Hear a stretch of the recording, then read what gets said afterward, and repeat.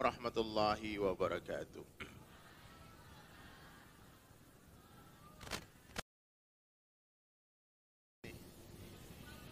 Hah? Mau nyanyi apa mau ngaji?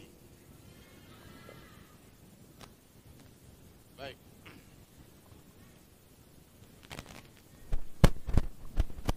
Nampak Ibu?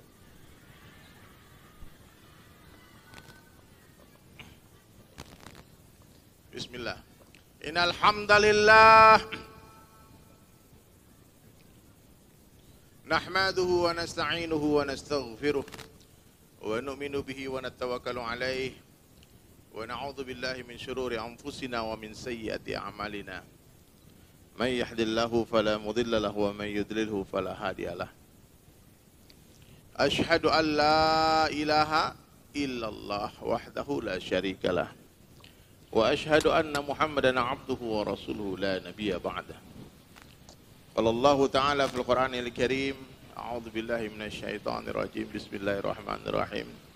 Kuntum khaira ummatin ukhrijat lin-nas ta'muruna bil ma'ruf wa tanhauna 'anil munkar wa qala Nabi sallallahu alaihi wasallam fi hadis qudsi an Abi Darda radhiyallahu anhu yaqul sami'a Abul Qasim sallallahu alaihi wasallam yaqul Inna Allah qala ya Isa inni ba'ithu min ba'dika ummatan in asabahum ma yuhibbuna hamidullah wa in asabahum yakrahuna tasabu was-sabru wal hilma wal ilma kaifa yakunu hadha lahum wal hilma wal ilma ya rab qala Allah ta'ala u'tihim min hilmi wa ilmi atau kama qala Rasulullah sallallahu alaihi wasallam.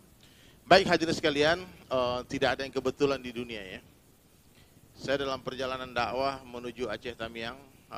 Kemudian dalam beberapa bulan yang lalu Ustadz Hadi sudah pernah mengundang saya untuk hadir ke sini. Cuma saya bilang saya belum ada agenda ke Medan. Tapi insya Allah saya ada acara nanti di Aceh Tamiang. Tidak ada perkara yang lebih penting daripada iman. Ya. Iman itu lebih penting daripada apa saja. Bahkan lebih penting daripada ibadah kita. Lebih penting dari semua kebaikan-kebaikan yang kita buat. Semua kebaikan di dunia tanpa iman tidak ada nilainya sama sekali hadirin sekalian. Bahkan iman yang rusak akan membuat semua amal jadi rusak. Nah, makanya sebelum belajar Al-Quran, dulu para sahabat mengatakan kami belajar iman dulu. Tsumma ta'alamul Quran. Sebelum kami belajar Al-Quran, kami belajar iman dulu. Cuman hari ini kita agak terbalik. Kita belajar Al-Quran dulu, cuman tak mau belajar iman.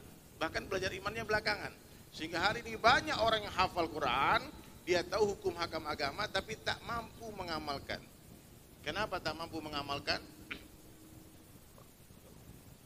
Karena lemahnya iman.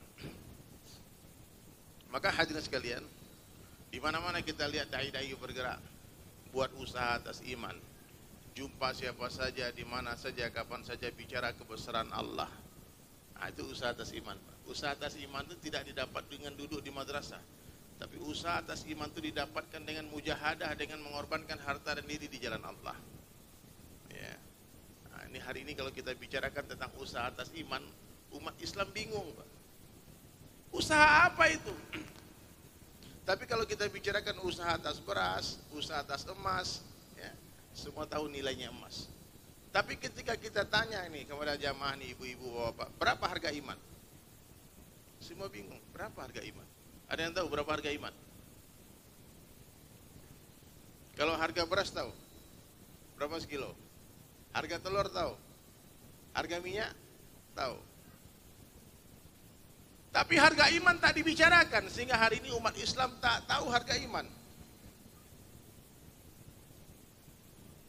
Padahal Nabi sallallahu alaihi wasallam telah menjelaskan sekecil-kecilnya iman. Mohon maaf ya, kita konser tapi belum cek sound. Biasanya sebelum konser itu kita 2 jam dulu latihan di sini. Kan? Nah, jadi hadirin sekalian, usaha atas iman adalah usahanya para nabi. Usahanya para sahabat radhiyallahu an.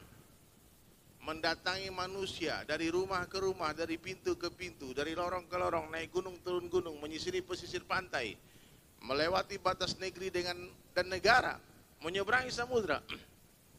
Mengorbankan harta dan diri masing-masing di jalan Allah. Itu status iman. Ya. Hari ini kalau kita ajak orang buat usaha atas iman, semua bingung. Ngapain? Ya. Padahal hadirin sekalian, tadi diingatkan oleh Rasulullah SAW, sekecil-kecilnya iman, Allah hargai dengan surga yang luasnya 10 kali lipat dunia. Siapa yang tahu harga ini? Yang pertama para nabi tahu. Kemudian para sahabat. Para wali-wali Allah, orang-orang saleh tahu harga iman. Dan ada satu lagi makhluk Allah yang tahu harga iman. Siapa? Iblis la'natullah alaih. Maka iblis la'natullah alaih siang dan malam mati-matian mencuri iman manusia. Bagaimana kita semua mati tanpa iman. Maka saya hadirin sekalian hanya mengingatkan saja. Untuk kita senantiasa memperbaharui iman kita, meningkatkan iman kita. Menjaga iman kita. Bagaimana caranya? Nabi ingatkan juga dalam satu hadis, jaddidu imanakum, kata Rasulullah.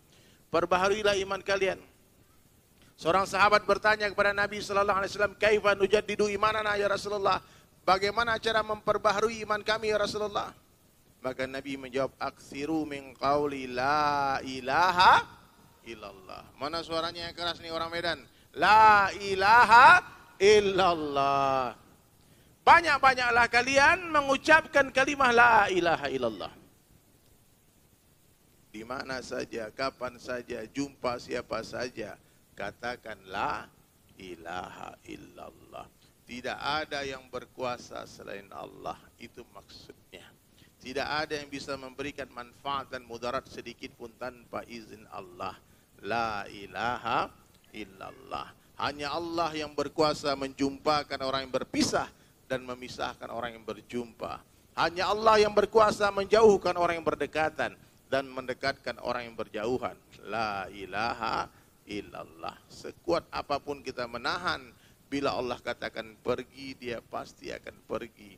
Sekuat apapun kita menolak, bila Allah katakan datang, dia pasti akan datang.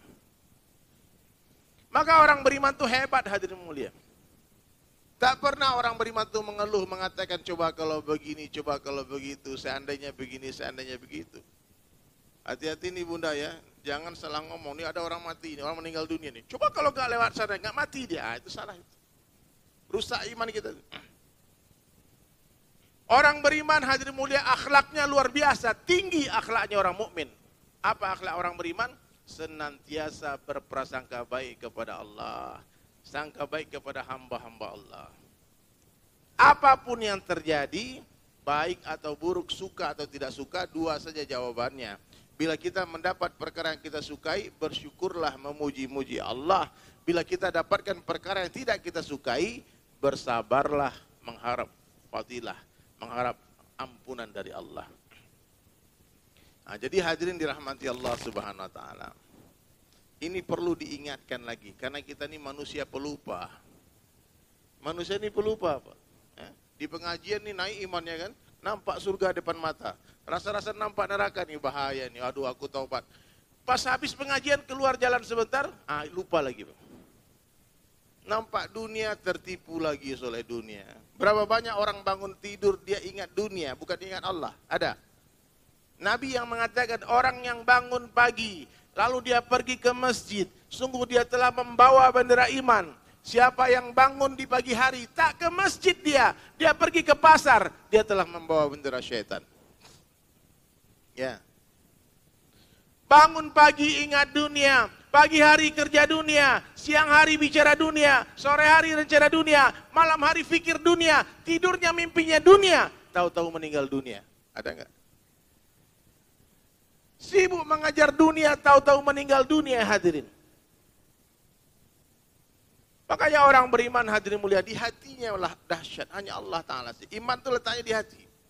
Iman itu bukan di lidah, bukan di tulisan, iman itu bukan di mata, bukan di telinga, bukan di kepala. Di mana letaknya iman?